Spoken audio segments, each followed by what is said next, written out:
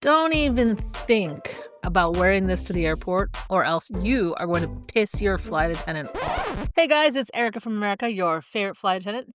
Welcome to another Travel Tuesday where I'm actually reacting to another travel guru today.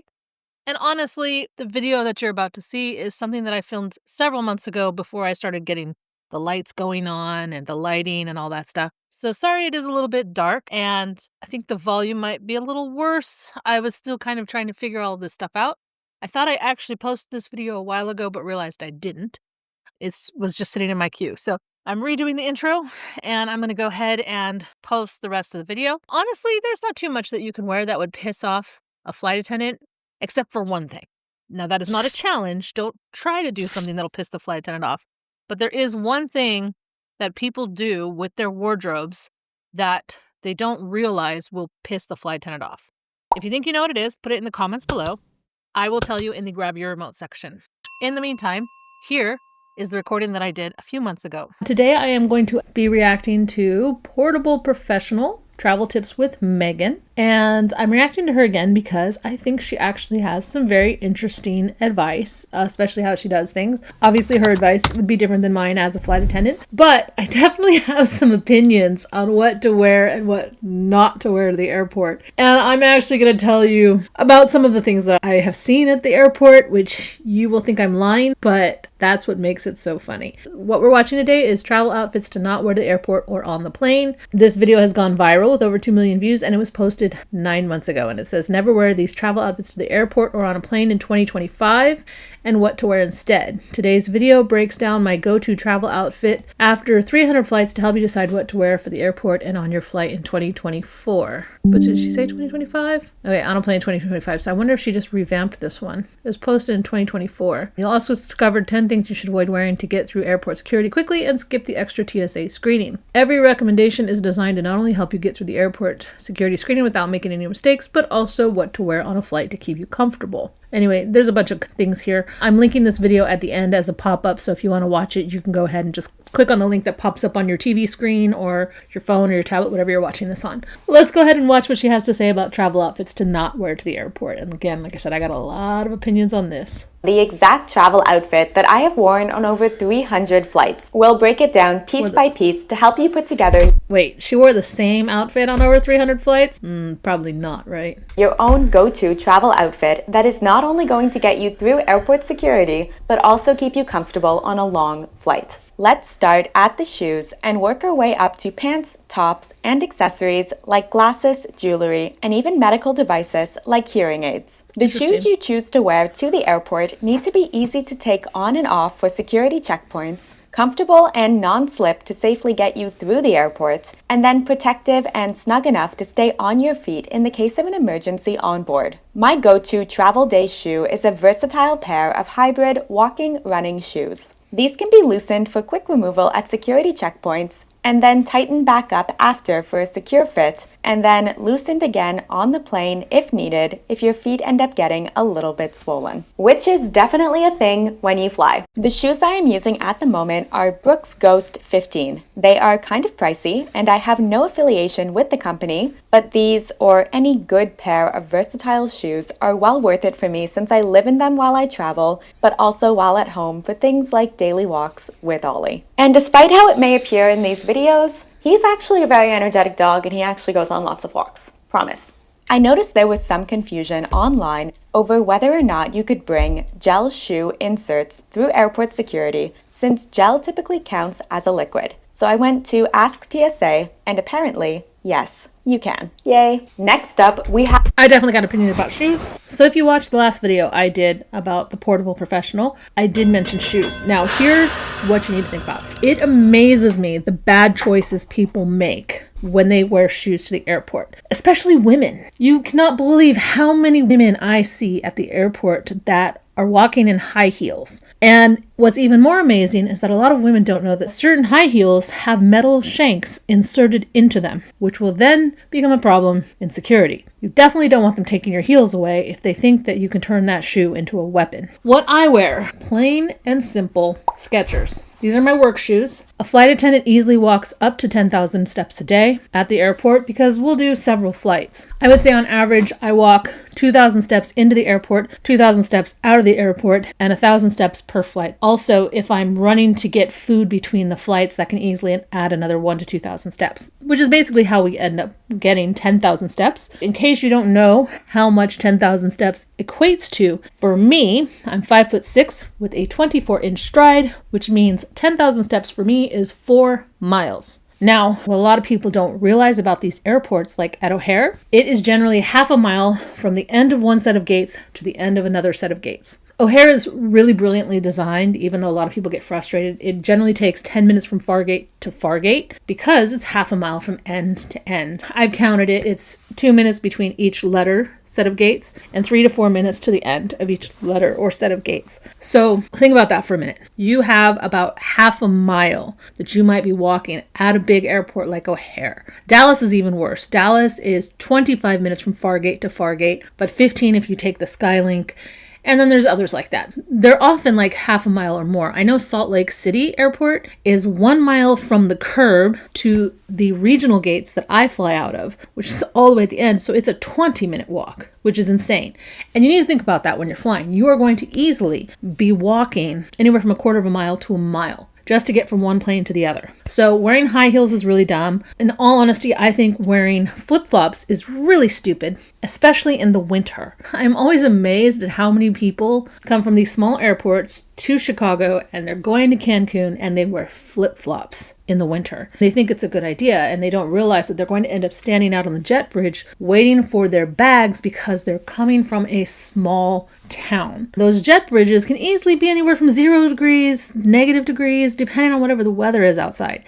And you're going to stand out there from anywhere from 5 to 10 minutes with no socks, your bare toes. So sneakers are one thing. I personally would never wear sneakers in the airport because the laces would constantly come undone. If I'm going to wear sneakers, I'm going to wear the type of sneakers that you don't have to worry about the laces because the laces are elastic. You want your shoes to be able to slip on and off easily. Like I said, I wear these Skechers work shoes, rubber soles, super flexible. They're Go Walks. So they say they have a Goga yoga mat. I will replace the insole in the winter with a fuzzy insole so then that way my feet stay warm. Great thing to do if you're traveling. I'll link a couple of the sheepskin shoe inserts in the description below if you're interested in what kind of inserts I do, and I will see if I can link those. The other thing that I said in the last video is think about this. When you're on the plane, all the carpets are dark. Doesn't matter which airline you're on. They are purposely made dark because of all of the stuff that is spilled on it all year long. Sodas, juices, vomit, sometimes even urine. I kid you not, which is why we recommend people all the time, don't take your shoes off on a plane. You don't know what's been done under your seat. They do their best to clean it when vomit happens. That's pretty much it. Other than that, the floors usually get vacuumed. And I know that sounds really gross.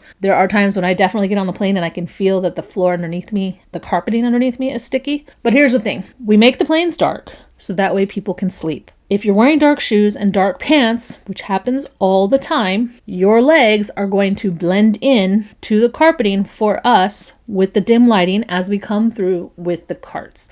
And if you've fallen asleep with one of your feet out in the aisle, we can't see it and we will run over you. And it happens at least a couple times a year for me. So do yourself a favor, wear slip-ons without laces. Those are the easiest to do. Make sure they're soft, bendable soles. Make sure you can walk far in them. Like I said, mine are Skechers. I have worn those for 8 years. I keep getting the same shoe over and over again, even though they keep trying to remake it. And don't wear flip-flops, Birkenstocks, something that you can't walk a couple miles in.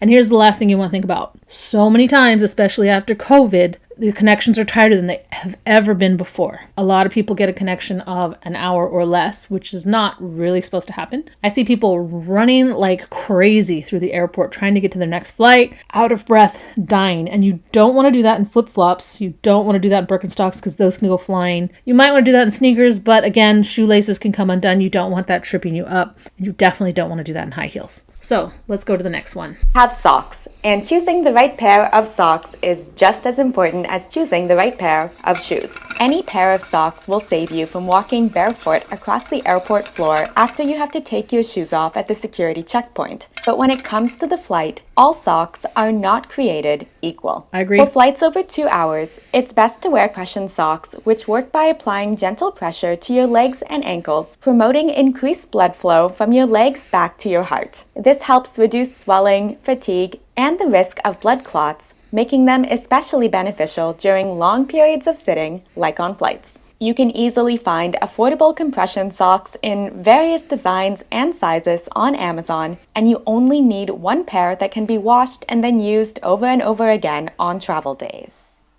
Naturally, we would move on to pants next, but I'm going to throw a curveball in here and talk about underwear instead. So are you ready for my crazy opinion about socks? Many years ago, I was in roller derby. I didn't actually compete. I just trained with a team for 6 months because I enjoyed the sport and it was a lot of fun. And socks were super important with skates and also kind of super important with shoes. I quickly found in roller derby that you do not want to have sports socks for skating. And by sports socks, it's usually the kind with the fluff on the inside. It's kind of loopy. You would think that you'd want it because of the extra padding, but the truth is with roller derby, you were constantly slamming your feet because you're pushing your feet like this all the time. You're constantly slamming your feet, and that padding actually really hurt, especially if you have sensitive feet. Like I have very sensitive feet. So one of the things that I do is I have all black socks. I would buy a 6-pack or a 10-pack of socks, just black socks. I get them from Kohl's. These are what you call trouser socks. So it looks the same on the outside and the inside. There is no extra pilling. It's just flat. And as crazy as that sounds, it's much more comfortable to walk in these than to walk in sports socks. You're going to wear your socks over and over. And when those socks absorb sweat, the soft loopy part inside will absorb the sweat and they start to become hard and really gross. My husband's feet sweat a lot. And I swear I have to throw out all of his socks every year because they're so gross. But that's all he likes to wear. Now the other thing too, Kohl's has done 2 different kinds of black socks. These were the kinds that I like. You can kind of see the elastic on the top. These are much better than this kind, which has the roll. If you get a black trouser socks that doesn't have the elastic on the top, these will slide down your feet over and over and over again, and you will find yourself constantly pulling them up. The other thing too is sometimes I just get the short ones, again, with the cuff. So you want the cuff to keep your socks in place, especially if you're running through the airport. The other thing you may be wondering about compression socks. Do they work? But I think compression socks is kind of one of those things that you have to try out, but have an extra pair of backup socks. She's recommending it for more than 2 hours. I find for me, I do start to feel my legs get weird, my ankles get weird if I have to sit for more than 2.5 hours without moving. So getting up and going to the bathroom a couple times will really help with that. So like I said, I like to travel with all black socks, and that may sound crazy to you. You may be thinking, oh, but I have character, I have personality, I don't want to travel with black socks. The nice thing about traveling with all black socks is that you can mix and match them. If you're on the trip and you find you run out of socks, you can throw them all into the sink and wash them up real quick, or you could throw it all into a load of laundry. If all of your clothes are right around the same color, you can do it in one load. That makes it so much easier versus having multiple colors of socks and then you're trying to match them up or pair them. But let's go ahead and see what she has to say about underwear.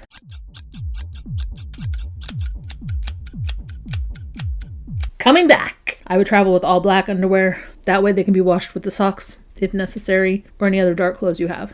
When it comes to travel pants, the general idea is to go for something comfy with a loose, elastic waistband that doesn't need a belt, since you'll likely have to remove any belts at airport security. And you don't want to be the one that is flashing everyone when you lift your hands in the body scanner because you took your belt off and your pants required them. I tend to stay away from wearing jeans or any pants that have a tight waistband since they restrict blood flow and they're uncomfortable sitting on a plane for lengths of time, especially if you end up eating and drinking things out of your normal routine on a travel day and wind up a little bit bloated during the flight. Also look for pants that have a fitted base, as wide leg pants or flowy dresses and skirts can get snagged on conveyor belts, caught in escalators, which can be quite scary and dangerous, as well as brush up against all sorts of people and places, collecting germs. Airplane and airport bathrooms are definitely not places you want your clothing dragging on the floor. That's true. Speaking of bathrooms, I often advise that people avoid wearing jumpsuits or rompers, since going to the bathroom in these clothing items is tough, and you probably don't want to be sitting totally nude in an airport or airplane bathroom. Good tip. You'll also want to stick to dark colors because spills and stains are all too common at airports and on the plane. Plus, there's always a chance of sitting on something that someone else spilled, or having a flight attendant accidentally spill a drink on you while reaching over due to a bit of turbulence. I have seen this happen on more than one occasion. I've done it on more than one occasion. And it is not good. No kidding. Today's video is sponsored by Unbound Merino, the creator of my go-to travel pants. I love wearing Unbound Merino's travel leggings when I fly, as they check the boxes for being dark colored, tight at the base, and stretchy around my waist without requiring a belt to stay up. The wide waistband also doubles as a secret pouch that's perfect for stashing your passport as well as other valuables securely against your body as you go through the airport as well as during the flight. These leggings, along with all of Unbound Merino's clothing, are made of merino wool, which can help regulate body temperature while also being wrinkle and odor resistant. And if leggings aren't your thing, Unbound Merino also offers transit sweatpants with a snug cuff at the base, and there's also a very stylish men's travel pant available too. I personally like the leggings for the waistband pocket, and since I can easily slip a pair of track pants or sweatpants on top of them if the plane gets cold. Check the link down in the description to get a discount on your next purchase with Unbound Merino, and never stress over what to wear to the airport again. Okay, I've got so many opinions on this. I'm tempted to say it after the tops part, but I think I'm just going to say it now. First of all, I travel a lot, roughly 400 to 600 flights a year. Even if I traveled for personal use. I mean, half my bag is filled with personal items because I do have to run out from the hotel to like Target, Walmart, and stuff like that. I never, ever, ever take jeans with me. Jeans, in my opinion, is one of the worst things you could ever take with you while traveling. And the reason for that is because if you do try to wash them, they don't dry fast. They can also not be very stretchy. You might feel they're very comfortable. If I were to do jeans of any kind, I would do pajama jeans. PajamaJeans.com. Now, I'm not sponsored by them. I'm not affiliated with them in any way. If you do subscribe, they always have some coupon. So sign up for that before you actually buy. You'll get a better deal. But let me show you what these look like. So these are basically very stretchy, soft, look like jeans, but they're kind of a stretchy fabric that feel really, really good on your legs. So there's no constriction or anything like that. And they usually have some kind of tie on the inside of the waist. So you can tighten it really well if you want to, if you really like that jeans look. They also do have skinny jeans. They have shorts if you prefer like culottes. Culottes always look like long pants to me. But so you can see some of these short styles, different colors. I think the prices aren't too bad. You can find this on Amazon as well. I will link it to Amazon in the bottom because I do get affiliate income if you do buy something from Amazon, but it's the same price for everything I recommend. So you know I'm not recommending this because I'm being paid. I'm not being paid. So I would recommend something like this if you absolutely feel you must travel with jeans. These are by far my favorite because you can sleep in these. They're that comfortable. The other thing about pants, I usually go for like lounge pants, I call them. She recommended leggings. That merino leggings seemed interesting, but very expensive. I don't know if I'd want something tight, again, because it could restrict blood flow. What I would recommend for leggings is CuddlDuds. And this is something you can get from Kohl's. CuddlDuds. No E in the CuddlDuds. So I always get mine from Kohl's. You can order it from their website.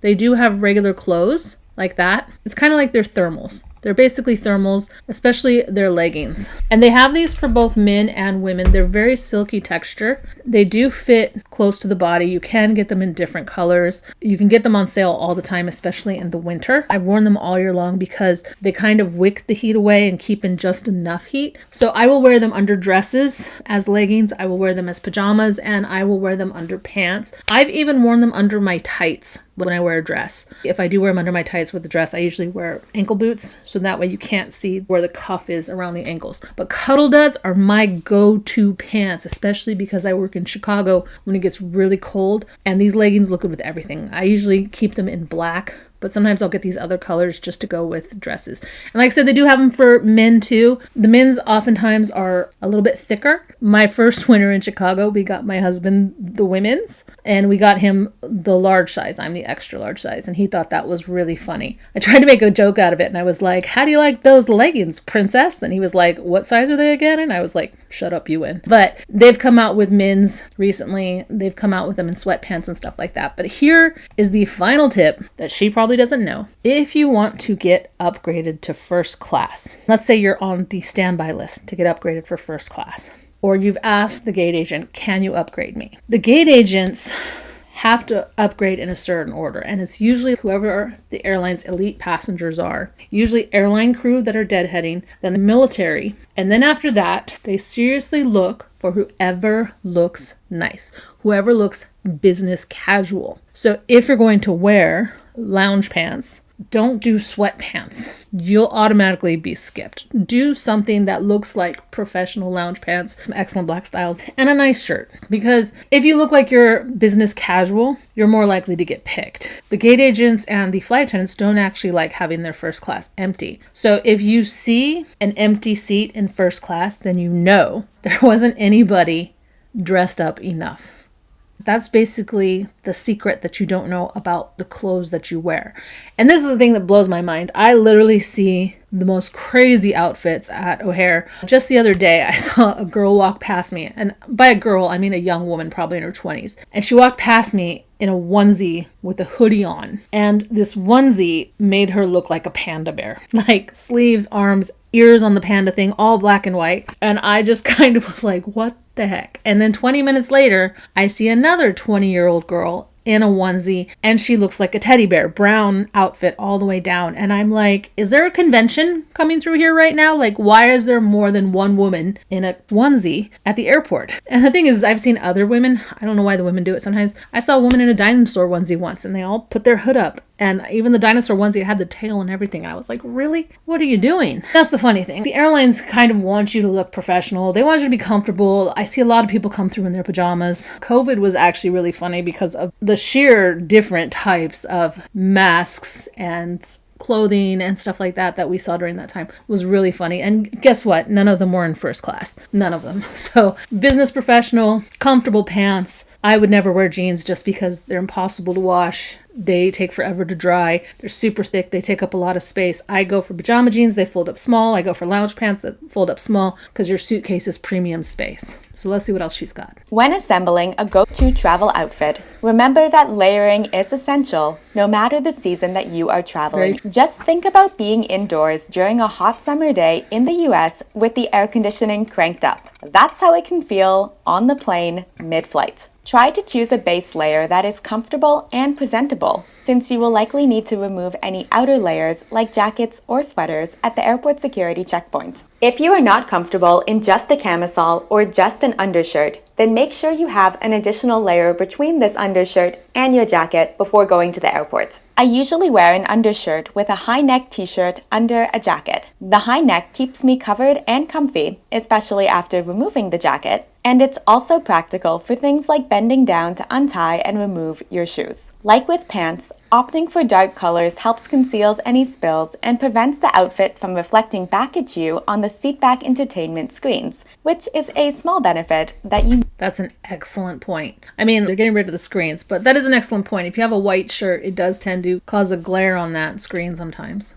May not think about. Steer clear of clothing with controversial or offensive or overly political images and text. From the moment you arrive at the airport until you board your flight, you are being watched. Being simple and basic in your clothing choice is going to help prevent any unwanted attention from airports and airline authorities. Okay, what I'll say about tops, especially for women, it amazes me how many of these young girls come through in tops that look like bras. And I often joke with them, yeah, if I had that body, I'd wear that outfit too. Here's the truth. Never seen one of them get upgraded to first class. Never. I've never had somebody in my first class. If you want an upgrade, you're not going to get it if you're in an outfit like that. And like she pointed out, if it's a low-cut top, if you bend over, some guy will look down your shirt, period.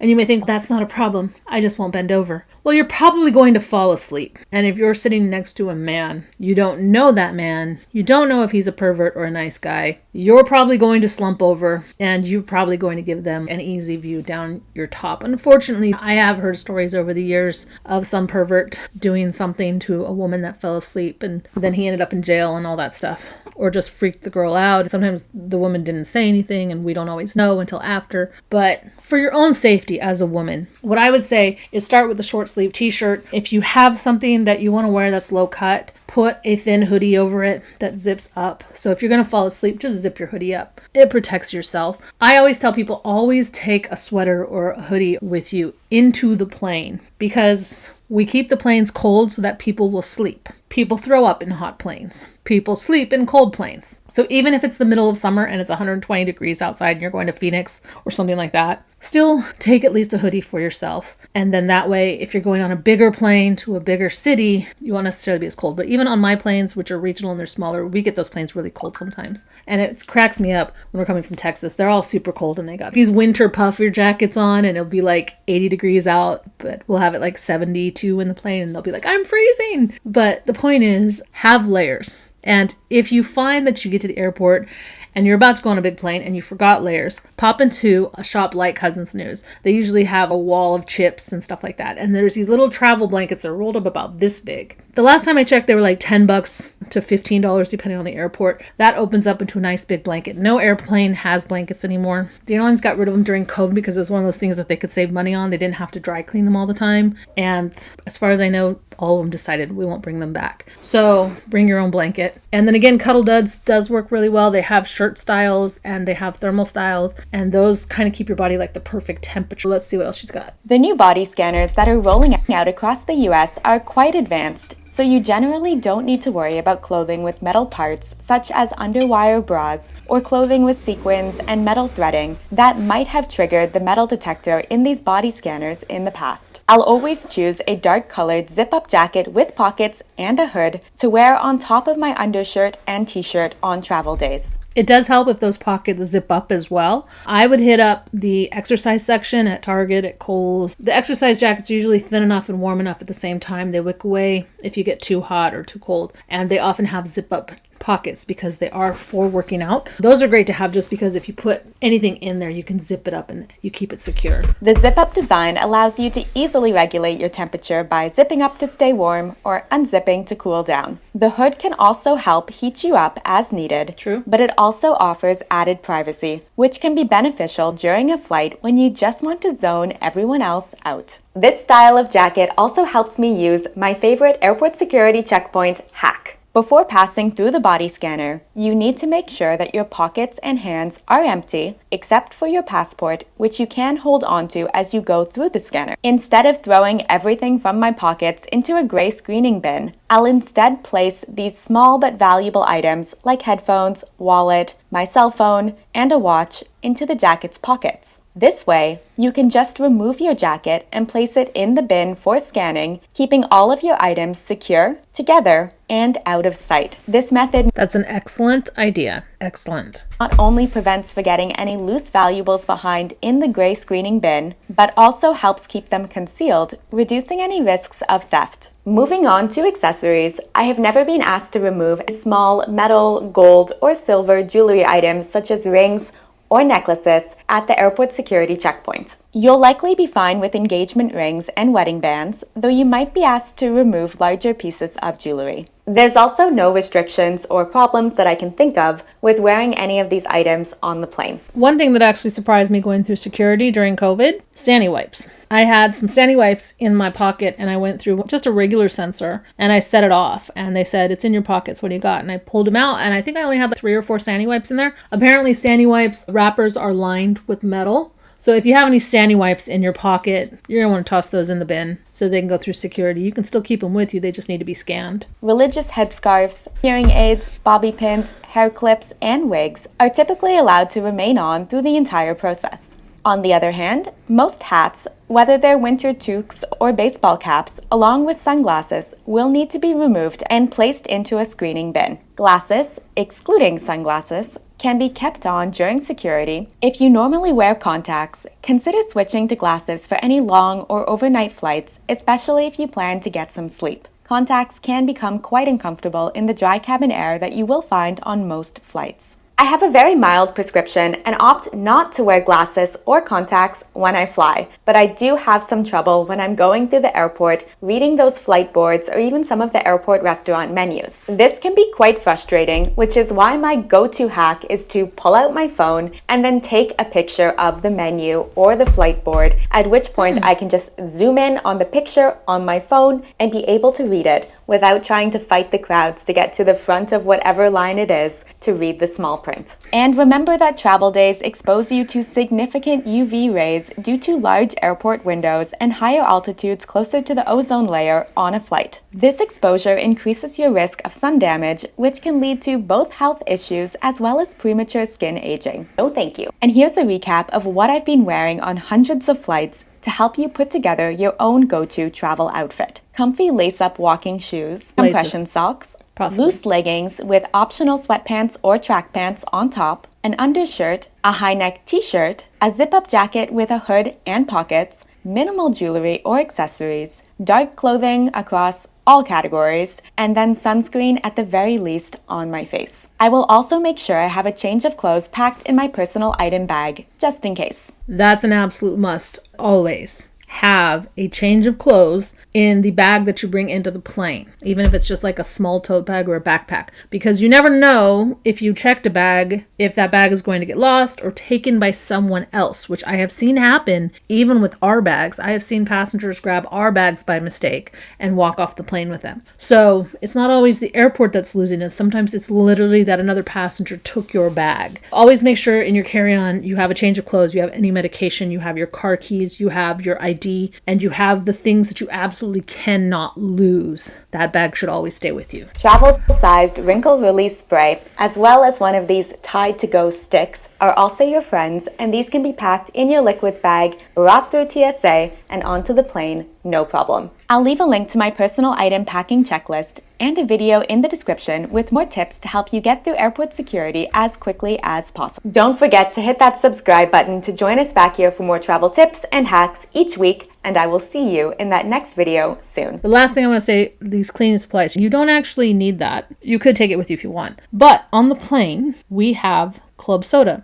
on pretty much all of the planes. The club soda is one of those things that's a mixer drink. A really great thing about club soda is it also cleans really, really well. So if you spill something on yourself on the plane, ask the flight attendant for a can of club soda. It's free. You can either take it with you to the hotel room. Sometimes what I'll do is I will literally take the ice bucket and I'll just pour the club soda in there and I'll wash out my shirt or whatever with that. We've used it to clean the floors. I've used it to clean my clothes. It's fantastic. And of course people drink it. I don't understand why. I think it tastes disgusting. Another thing too that's really, really good, a spray bottle like that, either with Dawn spray or one with vinegar in it. Vinegar is great for deodorizing a room, and the Dawn spray cleans pretty much anything. I will also take magic eraser. I'll maybe cut a small chunk of it off. Dawn spray and a magic eraser is my go-to cleaner for anything, especially the bathtub. It gets the bathtub so clean. So those are my recommendations for cleaning. I hope you guys enjoyed this video as much as I do. If you want to see more travel tips like this, reactions to travel advice, make sure you hit that subscribe button, hit the like button to let me know that you liked it. More travel tips coming to you soon. I will also be reacting to fun stuff soon as well. So see you guys in the next video. Ciao!